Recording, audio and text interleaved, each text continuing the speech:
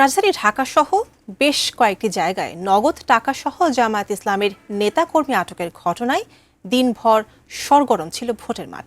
আইন প্রয়োগকারী কর্তৃপক্ষ এদের কাউকে কাউকে কারাদণ্ডও দিয়েছেন। এর মধ্যে সৈয়দপুর বিমানবন্দরে ৭৪ লাখ টাকা সহ দলটির ঠাকুরগাঁও জেলা শাখার আমির বেলাল উদ্দিনকে আটক করা হলেও পরে তাকে পরিবারের জিম্মায় ছেড়ে দেওয়া হয়। এসব ঘটনাকে সাজানো নাটক বলে ভোট কেনার প্রচেষ্টা অভিযোগ করেছেন জামায়াত নেতারা। বুধবার দুপুরে ঢাকা থেকে ইউএস বাংলার একটি ফ্লাইটে সৈয়দপুর বিমানবন্দরে নামেন ঠাকুরগাঁও জেলা জামায়াতের আমির বেলাল উদ্দিন। কর্তৃপক্ষের জেরার মুখে তিনি সঙ্গে থাকা একটি ব্যাগে ৫০ লাখ টাকা রয়েছে বলে জানান। তবে পুলিশ জানায় ওই ব্যাগে থাকা টাকার পরিমাণ ৭৪ লাখ।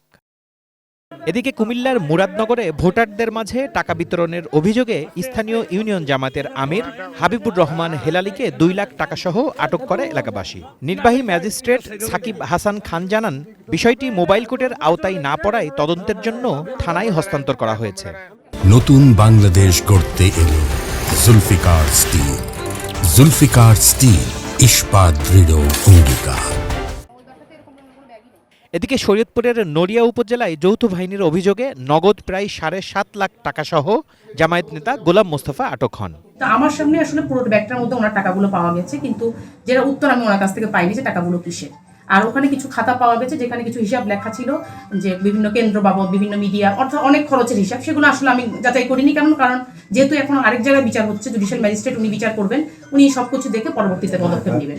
রাজধানীর সূত্রাপুরেও ভোটারদের টাকা বিতরণের অভিযোগে জামায়াত ইসলামের কর্মী হাবিবুর রহমানকে ২ দিনের কারাদণ্ড দিয়েছেন ভ্রাম্যমাণ আদালত।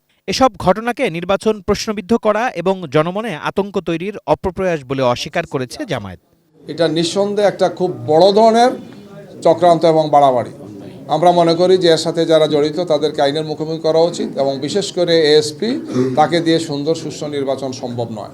তার ব্যাপারে আমরা এসিকে বলে আসছি তদন্ত করে তার ব্যাপারে তড়িৎ পদক্ষেপ নেওয়ার জন্য। Shekhar Azad, ATN news, Dhaka.